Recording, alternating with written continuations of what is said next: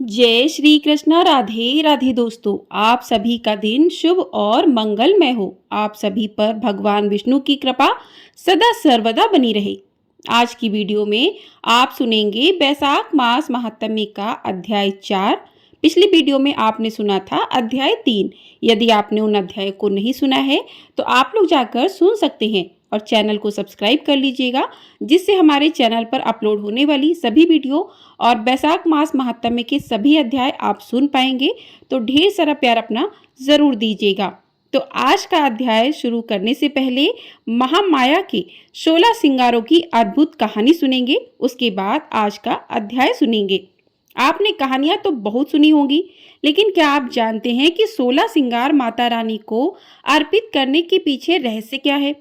तो चलिए इस कथा के माध्यम से आपको सुनाते हैं और उसके बाद आप सभी प्रेम से सुनिएगा बैसाख मास महात्म्य का अध्याय 4।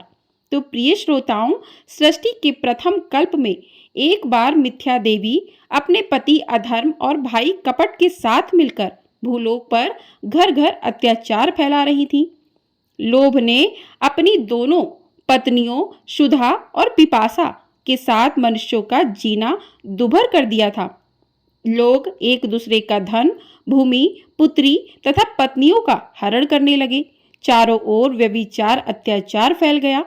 अधर्म और मिथ्या देवी का शासन हो गया। प्रजा त्रस्त होकर त्राहिमाम करने लगी। तब सप्त ऋषियों ने महामाया परमेश्वरी की उपासना और कठिन तप किया। आदिशक्ति माता तब ऋषियों को उनकी तपस्या का फल प्रदान करने के लिए प्रकट हुई।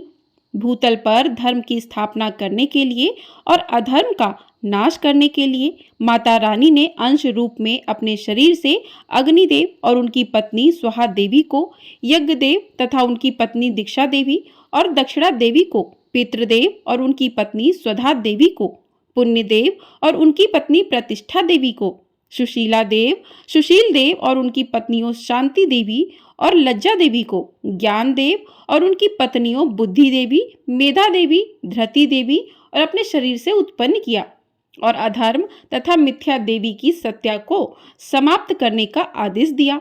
हजारों वर्षों तक बड़ा भीषण युद्ध चला, लेकिन मिथ्या देवी को कोई भी नहीं हरा पाया। यह देखकर माता परमेश्वरी ने अपने शरीर से पुनः वैराग्य देव तथा उनकी पत्नी श्रद्धा देवी और भक्ति देवी को, वायुदेव और उनकी पत्नी स्वस्ति देवी को, मोहदेव तथा उनकी पत्नी दया देवी को, सुखदेव और उनकी पत्नी तंद्रा देवी और प्रीति देवी को तथा रुद्रदेव और उनकी पत्नी कालांगरी देवी को अपने शरीर से उत्पन्न किया। फिर से उन सबके बीच भीषण युद्ध छिड़ गया। एक ही क्षण में रुद्रदेव और उनकी पत्नी कालांगनी देवी ने मिथ्या देवी तथा अधर्म और कपट को तथा उनके सभी साथियों को बंदी बना लिया। 1000 वर्षों तक बंदी गृह में मिथ्या देवी पड़ी रहीं और उसी कारागार में रुद्रदेव और उनकी पत्नी कालागम देवी की तपस्या में लीन रहीं। मिथ्या देवी की तपस्या से प्रसन्न होकर आखिरकार रुद्रदेव और माता कालांगनी देवी प्रकट हुई और मिथ्या देवी को आशीर्वाद दिया। रुद्रदेव ने मिथ्या देवी को आशीर्वाद देते हुए कहा, हे मिथ्या देवी, सतयुग में तुम अदृश्य रहोगी, त्रेता युग में तुम सूक्ष्म रूप से रहोगी, द्वापर युग में तुम आधे शरीर में रहोगी और कलयुग में तुम संपूर्ण शरीर में रहोगी। कलयुग में ही सर्वत्र तुम्हारा शासन होगा। तब माता कालांगनी देवी ने मिथ्या देवी को आशीर्वाद स्वरूप कहा कि हे मिथ्या देवी, हमारे शरीर के 16 श्रृंगारों का अंश रूप से धरती पर अवतरण हुआ है। तुम उनके पास कभी मत जाना, नहीं तो तुम वहीं पर भस्म हो जाओगी। देवी की बात सुनकर मिथ्या देवी ने हाथ जोड़कर पूछा, माते, आपके 16 श्रृंगार अंश रूप कहाँ से कहाँ पर हैं, कृपया बताइए। तब माता कहने लगी, हमारी आंख का काजल क्षीर सागर के रूप में है, हमारी मांग का सिंदूर शेष नाग का रूप धारण करके श्री विष्णु की शेष सैया बनकर क्षीर सागर में है, हमारे पांव का महावर वृक्ष रूप में कौशल देश में है। जब भी विष्णु का राम रूप में अवतार होगा तब मेरे भक्त कश्यप का केवट रूप में जन्म होगा। केवट इसी वृक्ष को काटकर नाव बनाएंगे और उसी नाव से केवट विष्णु रूपी श्री राम को गंगा जी के पार उतारेंगे। हमारे भाल की बिंदी गोकुल में गौ रूप धारण करके लाखों की संख्या में श्री कृष्ण अवतार में श्री कृष्ण के साथ रहकर उनकी लीलाओं का रसपान करेंगी। हमारी चूड़ियां नदियों का रूप धारण करके सरयू नाम से जानी जाएंगी, जो श्री राम की लीलाओं का रसास्वादन करेंगी। हमारी पायल पीतांबर का रूप धारण करके हमेशा श्री कृष्ण के शरीर पर विद्यमान रहेगी। हमारे पांव के बिछिए मंदराचल पर्वत के नाम से जाने जाएंगे। अगले कल्प में सागर मंथन की लीला होगी, जिसमें मंदराचल पर्वत मथानी बनेगा। हमारी नासिका की नथुनी ब्रह्मा जी का कमंडल है। हमारे कान के कर्णफूल कुंडल का रूप धारण करके रुद्रदेव के कर्ण में विराजमान है और हमारे कमर की करधनी बलराम के हल्का फल बनकर असुरों का विनाश करेंगी। इसलिए हे मिथ्या देवी, तुम इनके पास भूलकर भी मत जाना, नहीं तो तुम एक क्षण में ही वहीं जलकर भस्म हो जाओगी। कलयुग में जो भक्त हमें 16 श्रृंगार अर्पण करके हमारी उपासना करेंगे, उनके पास भी तुम कभी मत जाना और कलयुग में इस प्रकार चारों ओर केवल तुम्हारा ही शासन होगा। मिथ्या देवी को ऐसा वरदान देकर माता और रुद्रदेव वहीं अंतर्ध्यान हो गए। प्रेम से बोलिए जय माता दी, प्रेम से बोलिए माता रानी की जय। तो इस प्रकार से 16 श्रृंगार की कथा समाप्त हुई। अब सुनते हैं आज का अध्याय। पिछले अध्याय में आपने सुना था कि किस प्रकार से राजा कीर्तिमान के राज्य में सभी प्रजा बैसाख स्नान किया करती थी, बैसाख महीने में पूजन किया करती थी और वह सभी प्रजा विष्णु लोक को प्राप्त हो रही थी, जिस वजह से यमराज चिंतित हुए और यमराज ब्रह्मा जी के पास गए कि सभी प्रजा सभी लोग यमलोक नहीं आकर विष्णु लोक को जा रहे हैं। इस प्रकार से यमलोक का तो नाम और निशान ही समाप्त हो जाएगा। तो आगे का अध्याय आज सुनते हैं। तो प्रिय श्रोताओं, बैसाख मास में किए गए धार्मिक कार्यों के पुण्य से जब राजा कीर्तिमान के निवासी अंत में बैकुंठ धाम पहुंचने लगे, तब स्वर्ग और नरक सभी शून्य हो गए। तब ऐसे में यमराज जी ब्रह्मा जी के पास गए और उन्होंने राजा कीर्तिमान के बारे में उनसे कहा और उनसे शिकायत करने लगे।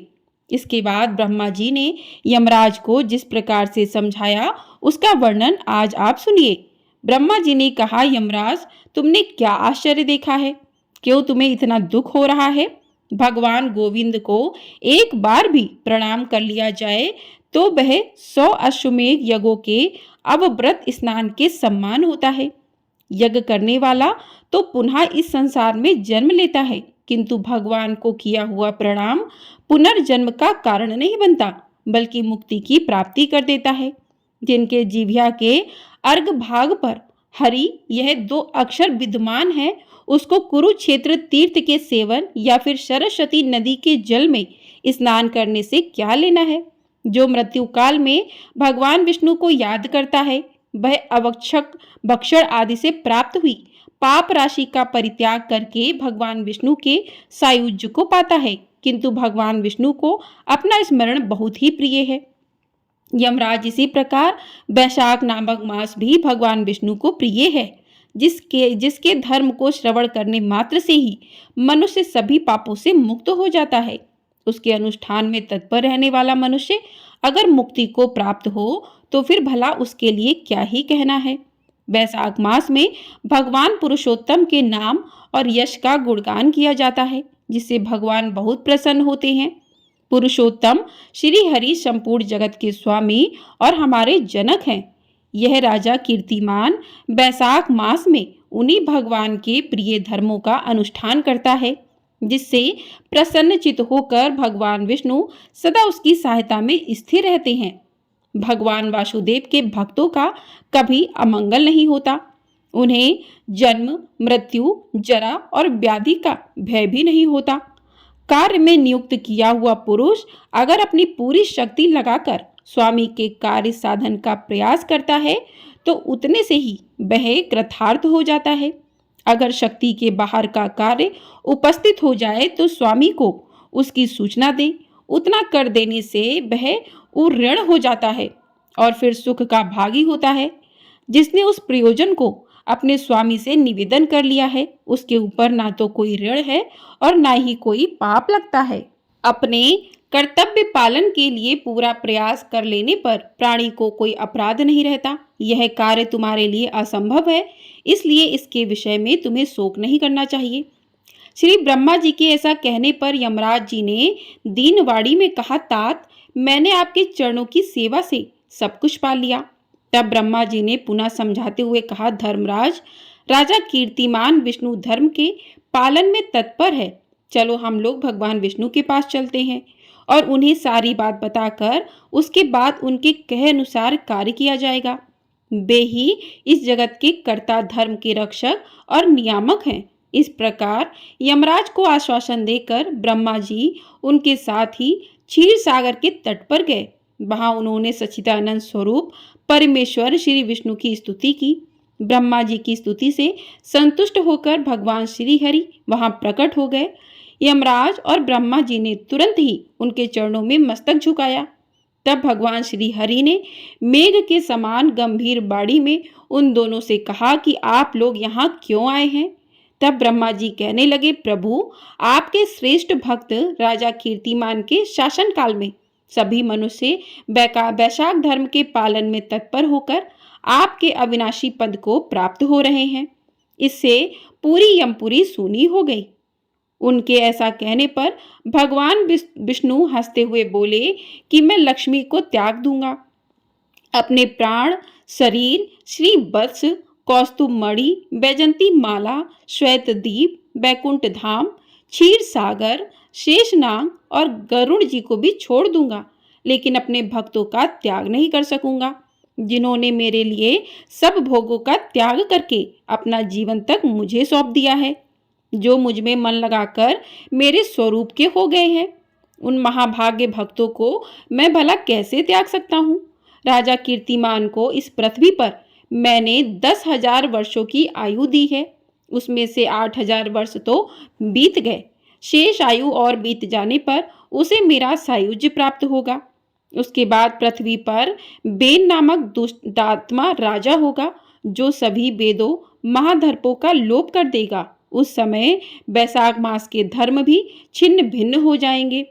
बेन अपने आप ही पाप से भस्म हो जाएगा। इसके बाद मैं पृथु होकर पुनः सब धर्मों का प्रचार करूंगा।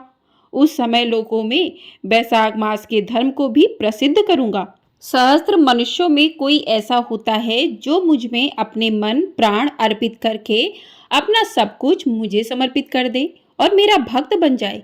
जो ऐसा होता है वही मेरे धर्मों का भी प्रचार करता है। और इस वैशाख मास में से भी मैं वैशाख धर्म में तत्पर रहने वाले महात्मा पुरुषों और राजा के द्वारा समय अनुसार आपके लिए भाग दिलाऊंगा।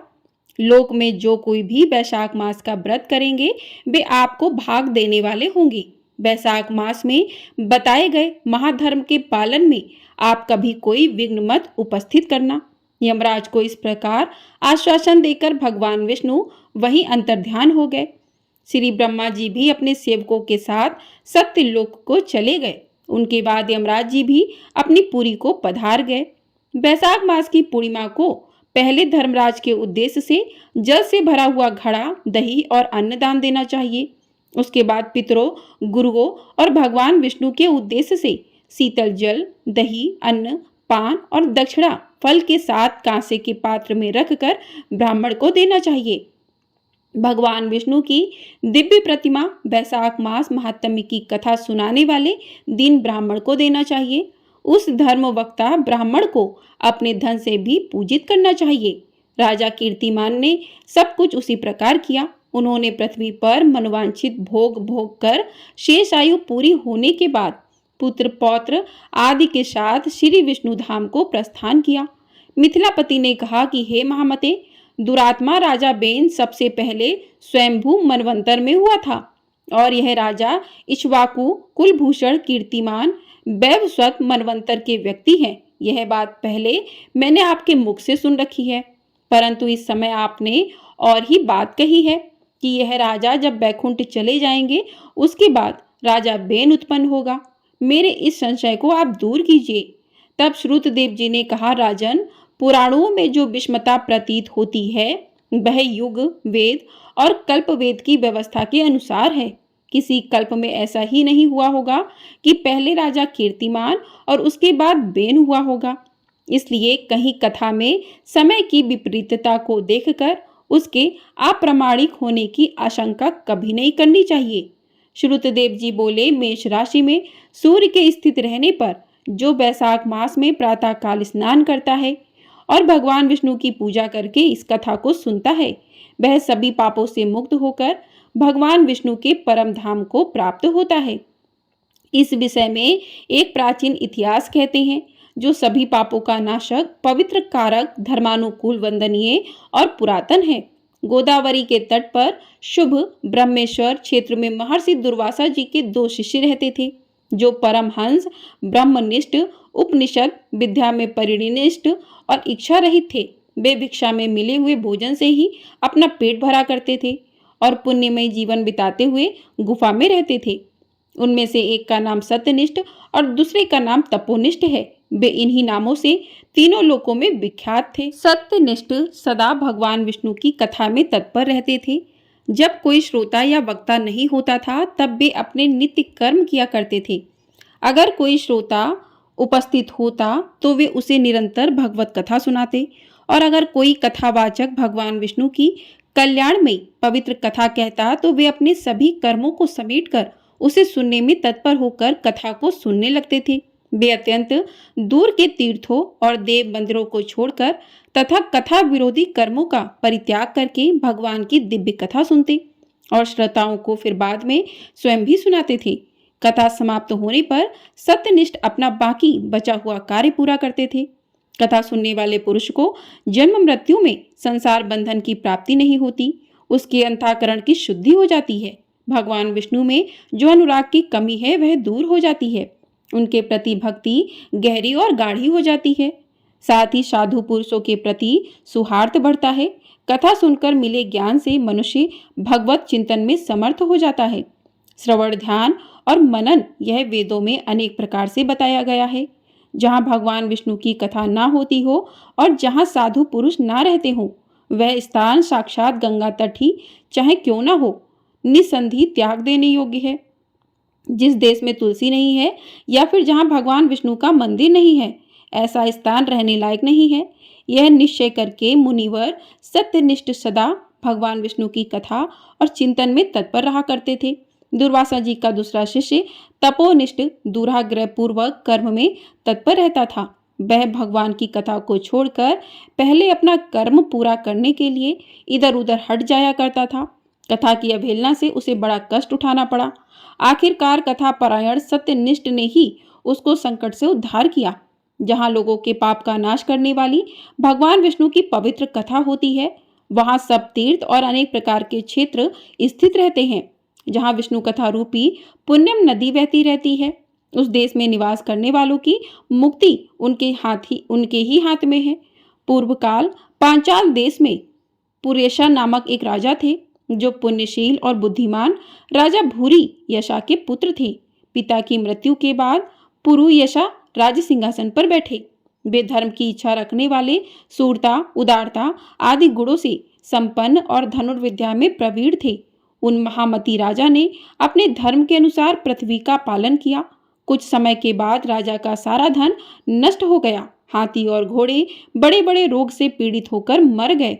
उनके राज्य में ऐसा भारी अकाल पड़ा जो मनुष्यों का अत्यंत विनाश करने वाला था। पांचाल नरेश राजा पुरेशा को निर्बल जानकर उनके शत्रुओं ने आक्रमण कर दिया और युद्ध में उनको जीत लिया। इसके बाद पराजित हुए राजा ने अपनी पत्नी सिखड़ी के साथ पर्वत की कंदरा में प्रवेश किया।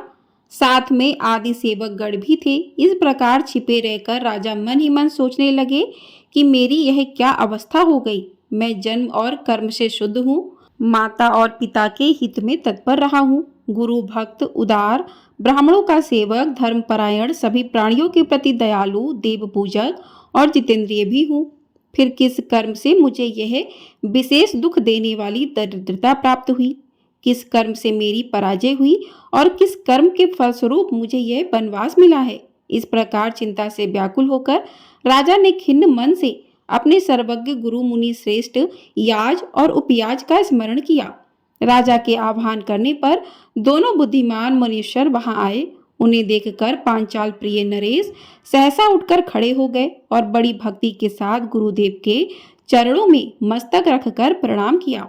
फिर वन में पैदा होने वाली शुभ सामग्रियों के द्वारा उन्होंने उन दोनों का पूजन किया और विनीत भाव से पूछा, विप्रो, मैं गुरु चरणों में भक्ति रखने वाला हूँ। मुझे किस कर्म से यह दरिद्रता, कोष हानि और शत्रुओं से पराजय मिली है? किस कारण से मेरा वनवास हुआ है और मुझे अकेले रहना पड़ा? मेरे ना कोई पुत्र है, ना कोई भाई है, ना हितकारी मित्र ही है। मेरे द्वारा सुरक्षित राज्य में यह बड़ा भारी अकाल अचानक कैसे पड़ गया? यह सब बातें विस्तार पूर्वक मुझे बताइए। राजा के इस प्रकार पूछने पर वे दोनों मुनि श्रेष्ठ कुछ देर ध्यान मग्न होने के बाद इस प्रकार कहने लगे कि राजन, तुम पहले के 10 जन्मों तक महापापी व्याध अर्थात शिकारी रहे हो।